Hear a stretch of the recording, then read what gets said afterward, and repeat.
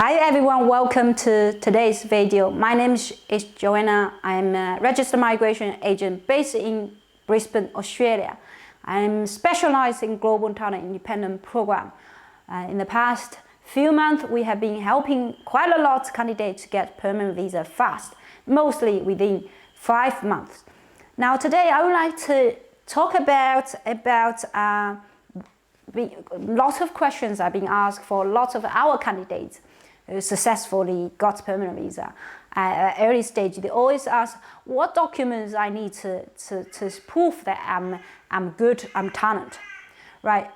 So some of common requests, when they ask other agents, they maybe ask something like that. It's quite funny. For example, they said they approach other agent, and other agent asked them, hey, you need to go yourself to get an interview from a newspaper. Make sure you go into public stage to do something, which is funny, right? So whoever approach us, we never ask them to produce something or make up something. The only thing we always ask is whatever you have that's available. So you are not supposed to produce something. Why is that case? Right? What makes you different? You have through 20 or plus work experience in this industry, you have done hard work, right? You have done hard work, career change or change of the occupation, change of direction. You make every decision to become who you are now. So you are not supposed to make any change because we were able to determine whether or not your talent meets this requirement by looking at your past project, right? So therefore, it is not requirement to say what make you distinguish talent. If you got you got interview from newspaper and then yourself on a newspaper. This is not essential and this is not any of the requirement at all. But obviously if you have some kind of evidence and you want that should show us, even that's 10 years ago, we would like to see what was it about, right? But you don't need to do that, right? If you don't have it now, you don't need to do that. You're not supposed to be producing information like that. And then candidates mostly ask questions, oh, how am I going to show that I'm good candidate? I know I'm doing good. I'm just behind the green screen. I've done so many years of in security, for example. How can I show? I don't know what to show. How do they believe me if I don't have anything to show? This is because there is internal policy or because I'm actually not the salesperson. So I don't have something I can really visibly show to the department. Now, first question I would like to ask, how on earth are you going to get job offer based on interview? How you actually obtain a job? Who the direct line manager, the manager who interview you, how they can determine whether you or not you are suitable for this job? Do they need to go to the YouTube to check you?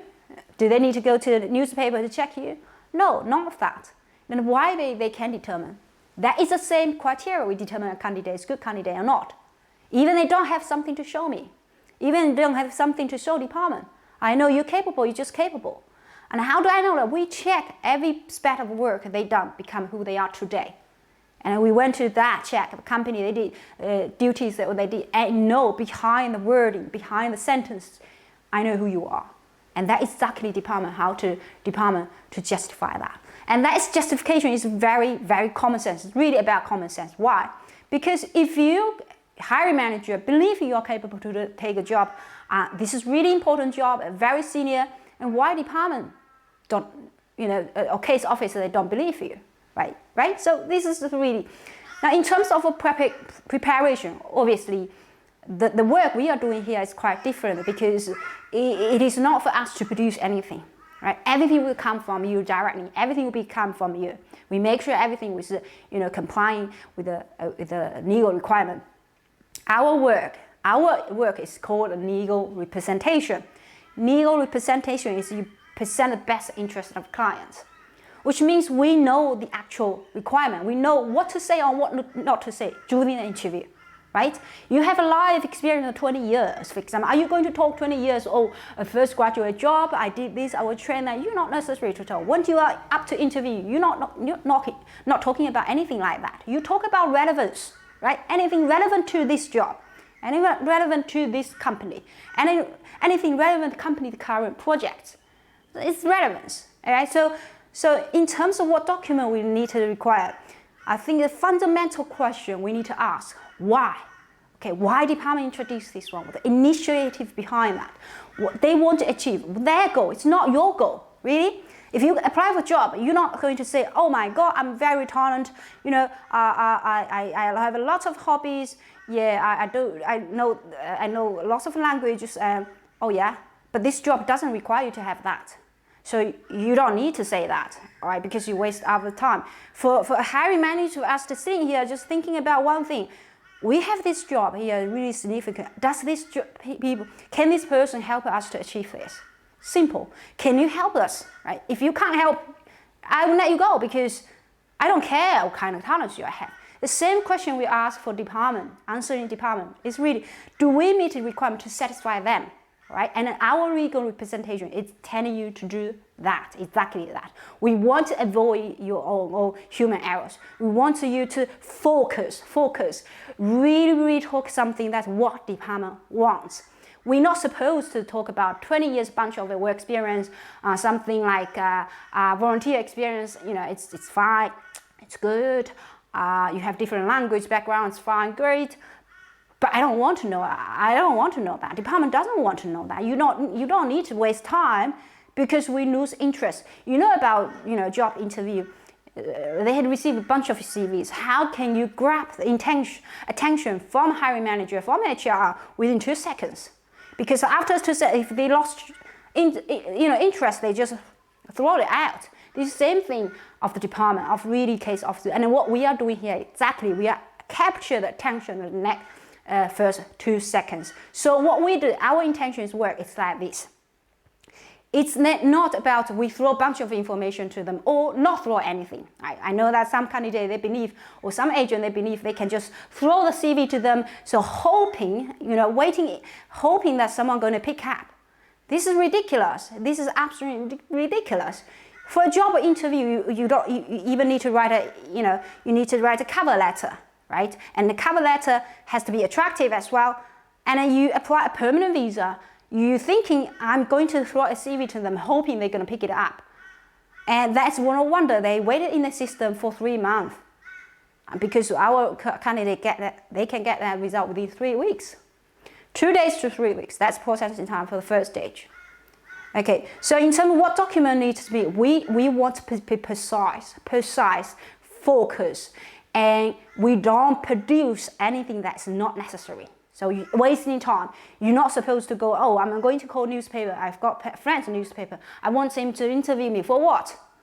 For probably you are completely wasting time and then distract from department. So these publications, if you have it now, and I would like to read, right? I would like to in the past. I want to read. That's good. But publication, is that necessary? No. Anything, if publication is interview, is that necessary? No. Do I need an award? If I don't have an award, is that because I'm not eligible? I don't know. So it is not necessary at all. And for up to this moment, what we are seeing is we look at your application profile. We see uniqueness of yourself. We see whether this person's skill set will be beneficial to Australia. All right, that's it. And everything will be around that. Whatever you provide to us, we are very selective. When candidates ask us questions, okay, I got 20 years experience, right? I've left a previous job already 10 years ago. I'm not able to trace back. So does that mean I have no chance? No. This is the beauty of a global talent. No, not at all. So evidence is a good way of demonstrating. If you have a bunch of things, it'll be made easier for us to find out who you are. But this is actually not a critical part as well. And what critical part of us, it's really, when we determine of that, we check a first one per project you complete in the past years or many. We want to see whether this person has kind of initiative in the past few jobs. They just employees, they call upon a duty, they never think something differently. So that we really check it on someone's quality. So in terms of document preparation, we do provide a standard checklist. But most time, we will go first Zoom call with the client and say, okay, this is essential, just IDs, that's essential, can go through this. And then we ask questions, do you have that? No, that's fine. Do you have that? Yes, that's good. Do you have that? No, that's okay. That's what we're doing. And what we are doing is really focusing not just about, do we need to produce this publication? Do we need to produce newspaper interview? None of them. And it's silly. It's absolutely silly. As missing, so they are missing the track. They don't understand the actual requirement. Thought, the other way around they're thinking is, if I have a newspaper interview, so I'm good candidate. Do you think that your hiring manager will look at that you're good candidate? No, I don't care. I have a job here. Can you do the job? Yeah, that's it. That's a matching, all right? And we have good matching. Culturally, we believe you understand us. I understand you. Brilliant. Let's do it. All right, so I'm not going to check an interview. I'm not going to search on internet. Probably I will need a big search about what you do. Do you have any hobbies that's interesting? I want to check that, but this is not the determining factor. So in terms of what document needs to be prepared, that's nothing you need to worry about. If you approach us, nothing you want to worry about. But if you're watching that and want to consider DIY, I hope you don't. Think about this way. You've become expert for some reason. Why? Because you spent enough time to make yourself become expert. And why I'm become expert? Why we are become expert? Because we make enough time for us to become expert. We're just good at this. All right. So the current society, it's everybody specialize something. You cannot special some. Especially when thinking about the time you spend on doing something you don't know, and the stress you put, and your whole family's hope put on you, and it's just trying to, what document? I constantly think about that. Why don't you focus your time? Think about your focus your time. Do something you're really good, which is what you're doing. Why are you spending some time? You think something you're not good at, just hoping and good guess. So although I'm not saying you have to approach us, but I want you just to consult more experts in this area to find out how to tackle this. And for these sections, I think we provide on YouTube is really informative as well. Sometimes I feel it's really boring, but what we provide here is correct and accurate information. That's really make sure that you know this. We are not just talking about guessing. Our understanding is the interpretation of law and a successful case we've done, and we know exactly what department wants. And sometimes I think it's self-interest. I believe that's how the government should run. They should always focus on to getting something done for the whole Australia, right? Thank you very much for watching. So today I just summarize in about questions, what documents you need to provide. If you don't, I answer the question, if I don't have publication, is that means I don't have a chance? No. If I don't have an interview from newspaper, does that mean I have no chance? No. If I can't show solid evidence of done that project, does that mean I'm not eligible? No. So none of that's correct. Okay. So for you, we really checking you. And if you're really interested in this program and you want to have a free assessment from us, contact us. Our email address is below.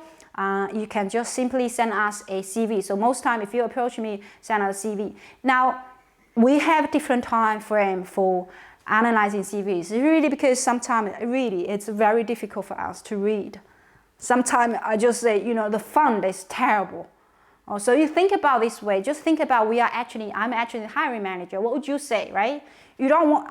I'm able. Some of the emails I receive, I'm not able to read whole. It doesn't attract my attention, and that's a fail in the first place. If I don't even have time to read, you don't want to send a cover letter. That is such a long one, right? So if you send one, I want to use straightforward. Don't tell me why you're talented, right? I'm not interested about that.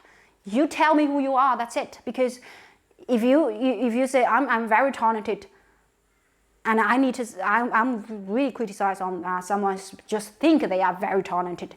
You try to be humble. Say, hey, my passion is about this. I've been spending so many years developing great skill, and I have been helping business like these companies to achieve this goal, right? And if you can help these companies, truly you can do something. Right, so think about beneficial for others instead of I'm a super person, I'm a beyond above. And when I check someone's CV and I was like, oh my God, it's not like that. I mean, you're just ordinary employee. Just don't say that. Just like you approach a hiring manager, you want to send a cover letter with your CV, right? Your cover letter with your CV, and this cover letter, cover email, it doesn't have to be long. It needs to be precise, focus, and just need to be introduced, a summary of what we're doing. Don't list out, oh, I have 10 years of work experience, oh, I have bachelor degree. Oh, I can read. If you have a CV to me, I can read. Oh, someone just sent me, they don't send me a CV. They just throw me an email. So what do you want me to do? I have to reply to you, ask for a CV, right? Just taking time, right?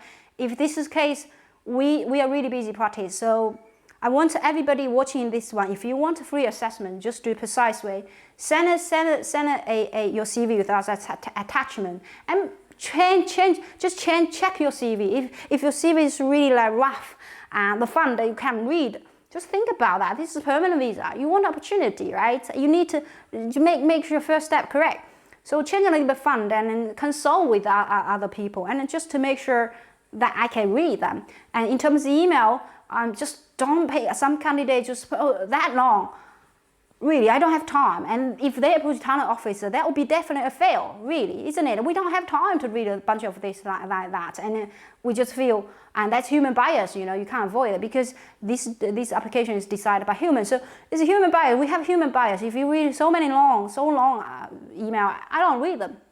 So make sure you precise focus, and whatever you send us to information, it's not about introduce yourself. It's about show me your CV, and that's your cover. Why you're good, you're passionate about, what you're good at, what kind of work you have done, helping for other companies to succeed. All right, so today we just cover about what documents you need, or what you don't need in order to get a permanent visa approved under the GTR program. If you have any questions, feel free to contact us. All right, thank you. Bye.